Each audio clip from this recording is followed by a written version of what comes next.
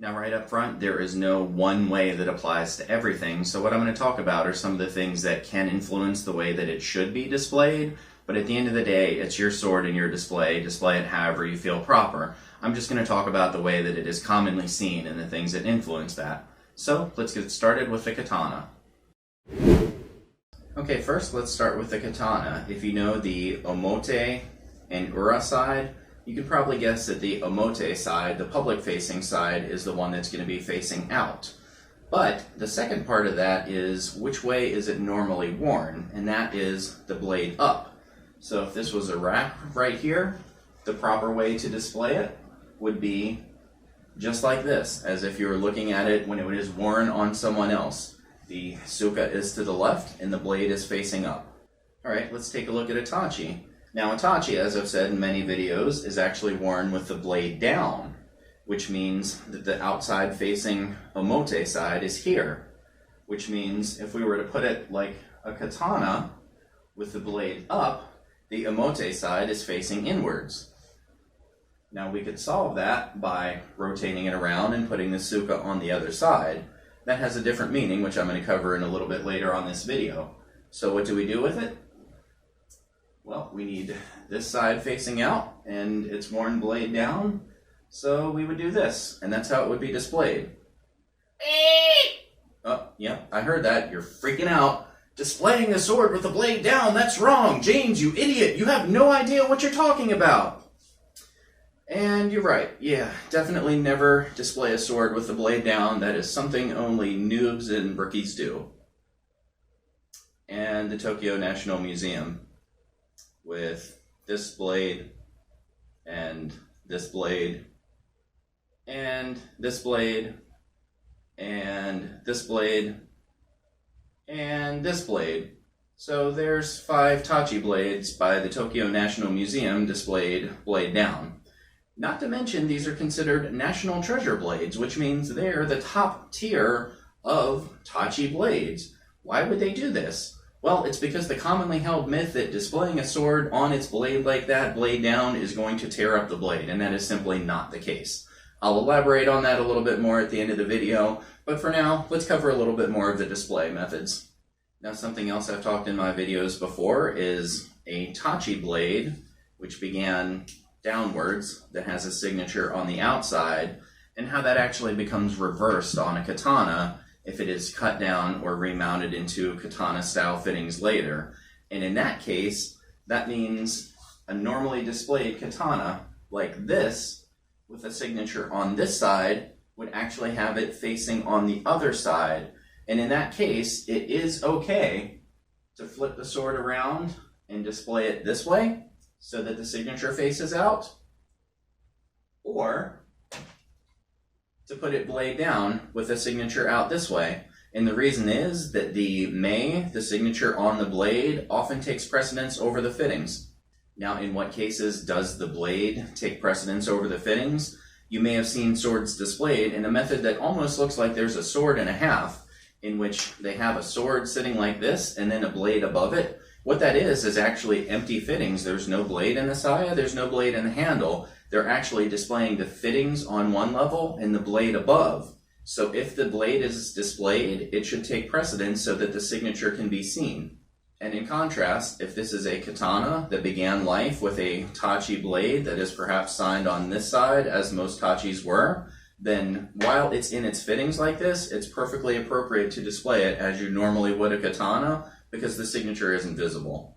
Now, in both cases for the katana and the tachi earlier, I've been showing them with the suka to the left. Now, why is that? Well, one of the theories, or perhaps unproven facts, is that they believe the left side suka like this was meant for times of peace, and flipping it around is meant for times of war. Now, if we're at peace, and I have this mounted on the wall in a normal katana style, when I go to draw the blade, I have to pull it out with my left hand, and then bring it around to my right to attack.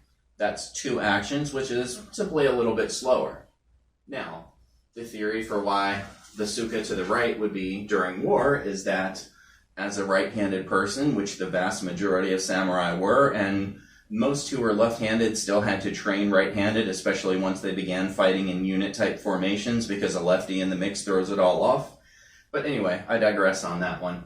When it's on the right-hand side, like this on the wall, I can simply draw and attack immediately, much like Iai is for Iaido. Now, I've shown that with a katana, but of course a tachi is drawn just the same way with left hand or right hand on either side, so the same rule applies to a katana and a tachi.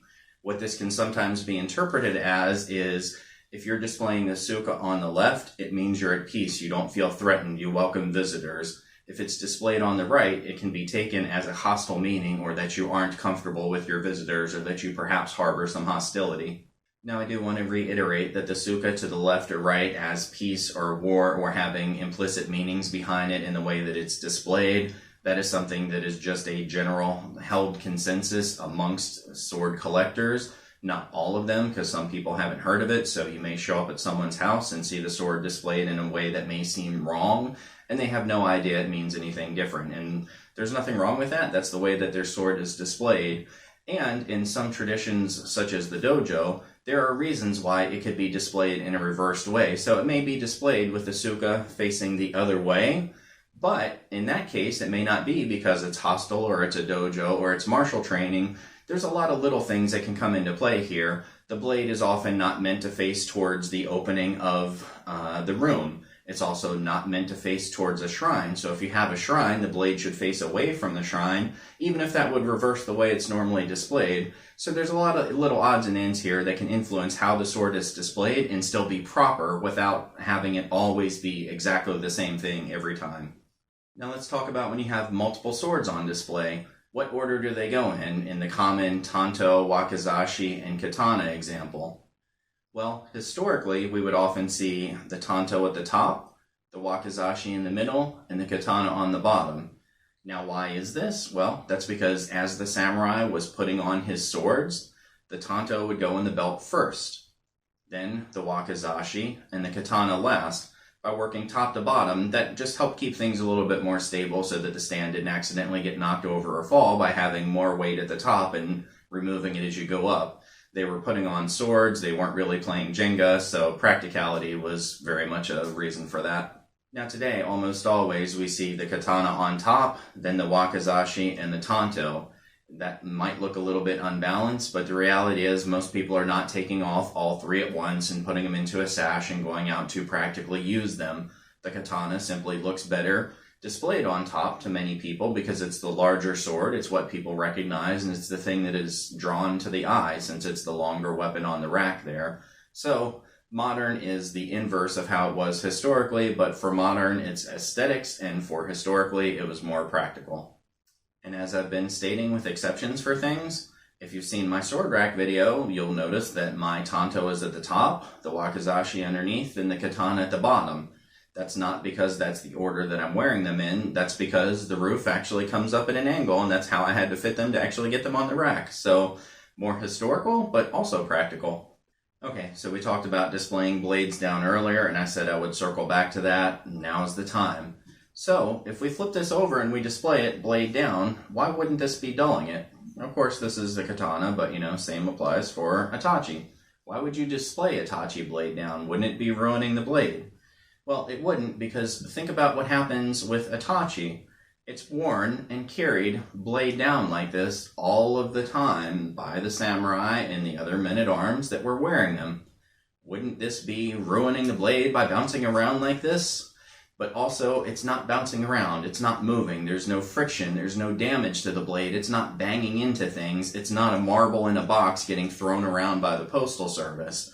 This is a blade in a tight-fitting scabbard, for a decent sword at least, that is not moving around. It's not in here vibrating around like this. That's simply not what's happening, and because there's no repeated contact like that on the blade, it's not going to dull off. Okay, I know you're thinking, James, things obviously have dulled sword blades when they were face down on displays like that. What would be doing that? Well, sometimes correlation is not causation on that. If people are displaying their swords blade down like that, then something else they may be doing is, in the case of a katana displayed down in particular, that means, they're just looking at the way that it sits like this and they like it. I'm going to assume it's not a tachi because a tachi is simply not the most common type of sword. in particular for the US market. And that's where I am, so that's what I'm going to discuss here. So let's say they're displaying their katana blade down. They might also be putting it blade down, or they might be trying to learn swordsmanship on their own and kind of playing around with it. Well, holding it like that, displaying it like that, won't do it. But you know what will is, when you go to draw the blade, if you're drawing the blade and you're dragging it up against the saya as you pull it out every time, because you're not really drawing properly, you're basically cutting into the saya every time.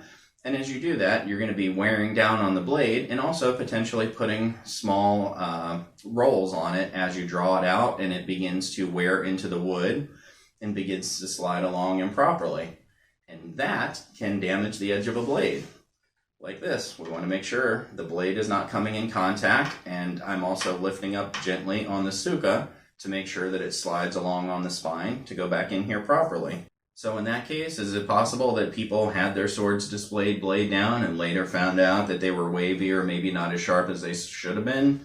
Sure, it's possible. I mean, it's probable because, again, that's one of those things where people display them like this because they think it looks better, and then the blade ends up getting damaged through something else, but then they attribute it to the sword simply sitting with the blade down.